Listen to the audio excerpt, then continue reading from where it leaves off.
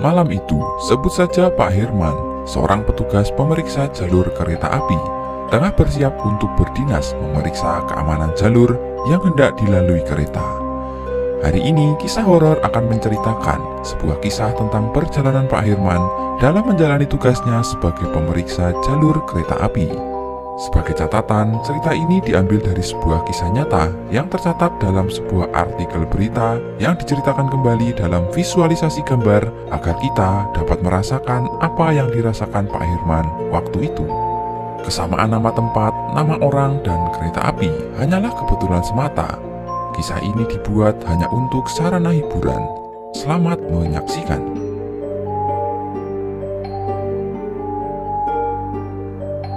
Pukul 10 malam. Gelap, hening, dan dingin.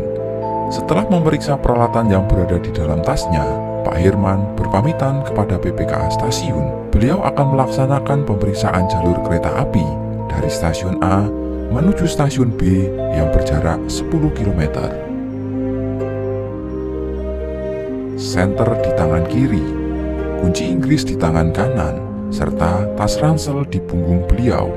Gelapnya jalan yang dilewatinya dilalui seorang diri. Mulailah mata kiri dan kanan beliau yang sangat teliti memperhatikan jalur yang dilewatinya. Beliau memikul tanggung jawab yang sangat besar dalam keselamatan perjalanan kereta api.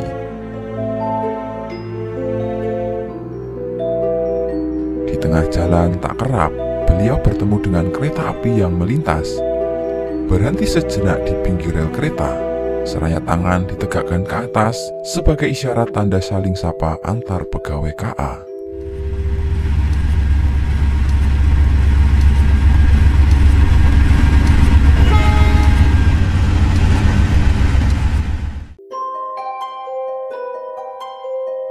Perjalanan kembali dilanjutkan.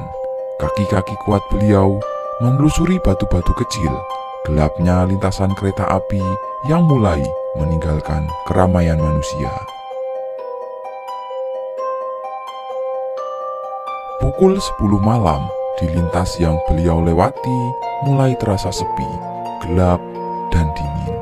Hawa dingin terkadang menembus jaket tebal beliau, namun tanggung jawab tetaplah tanggung jawab. Keamanan jalur kereta adalah prioritasnya. Bunyi burung hantu dari pepohonan terdengar sangat jelas.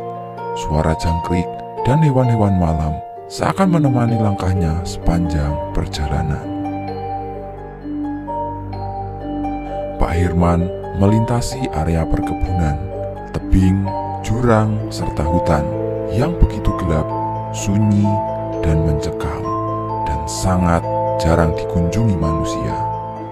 Sudah hampir 8 tahun beliau bekerja sebagai petugas pemeriksa jalur kereta api, sehingga beliau paham betul lokasi-lokasi mana yang beliau lewati dan dianggap tidak wajar untuk dinalar oleh otak manusia.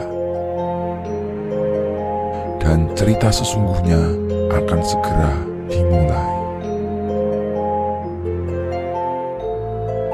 Sampailah Pak Herman di ujung suatu jembatan panjang.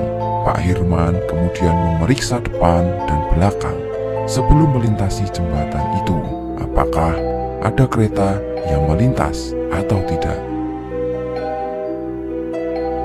Setelah dirasa aman, Pak Herman kemudian melangkahkan kakinya, menginjak setiap bantalan kayu tua yang mungkin sudah berusia ratusan tahun itu. 2-3 meter sudah dilalui. Dan terkagetlah ia ketika sebuah sorot lampu kereta muncul tiba-tiba dari arah depannya.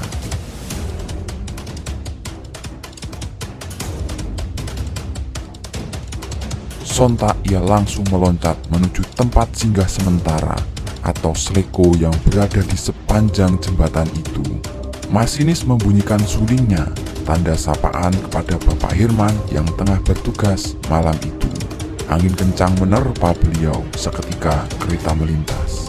Beliau sadar setiap melintasi jembatan ini pasti ada saja hal yang membuatnya hampir lengah. Matanya seakan-akan dibutakan sesaat oleh sesuatu yang membuatnya tak merasakan kedatangan kereta.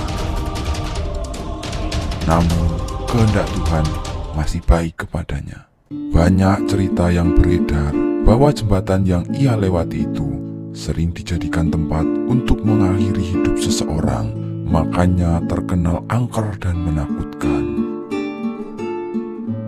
Perjalanan kembali dilanjutkan. Senter kembali menyorot ke kanan dan kiri besi panjang. Baut-baut sambungan rel dikencangkan. Sambungan demi sambungan diperiksa. Beliau menjalankan tugasnya dengan sangat baik dan teliti. Ketika itu, sampailah beliau di sebuah jembatan kecil yang sepi dan beliau berniat untuk berhenti sesaat. Ada sebuah doa yang beliau ucapkan dalam batinnya, seperti ada sesuatu yang tengah berhenti di hadapannya. Beberapa saat kemudian, sebuah deru kereta api terdengar dari kejauhan. Beliau menepi sesaat, mempersilahkan kereta melintas. Kali ini kereta melintas dari arah belakangnya. Seperti biasa, Pak Herman kembali menyapa masinis yang bertugas. Kereta juga membunyikan sulingnya yang keras, tanda membalas sapaan beliau. Suara suling itu memecah kesunyian malam itu. Pak Herman melanjutkan perjalanannya kembali setelah disusul oleh kereta yang melintas tadi dan juga setelah berdoa di jembatan kecil tadi. Jika boleh saya ceritakan ulang, rupanya Pak Herman melihat sosok di jembatan kecil itu, namun sosok tersebut telah hilang bersamaan dengan melintasnya kereta itu. Di jembatan itu, beliau sering melihat sosok manusia tanpa kepala yang tengah berdiri membelakangi dirinya. Pak Herman merasa bahwa sosok tersebut seperti sedang mencari-cari di mana kepalanya berada. Beliau selalu membacakan doa untuknya agar arwah sosok tersebut tenang di alam sana. Dan herannya, seolah sosok itu tahu setiap Pak Herman bertugas dan menghadangnya di tempat yang sama. Banyak hal-hal aneh yang sering Pak Herman jumpai ketika bertugas memeriksa jalur kereta api pada malam hari. Suara-suara aneh, batu yang dilempar, hingga bertemu sosok yang tak dikenal. Beliau sudah menganggap hal-hal tersebut hal yang biasa. Di dunia ini, kita hidup berdampingan dengan mereka. Tinggal kita saja menyikapinya bagaimana. Malam itu Pak Herman terus melanjutkan perjalanannya dalam memeriksa jalur rel kereta api. Dan cerita ini saya akhiri sampai di sini. Semoga terhibur dan jangan lupa like dan subscribe-nya. Terima kasih.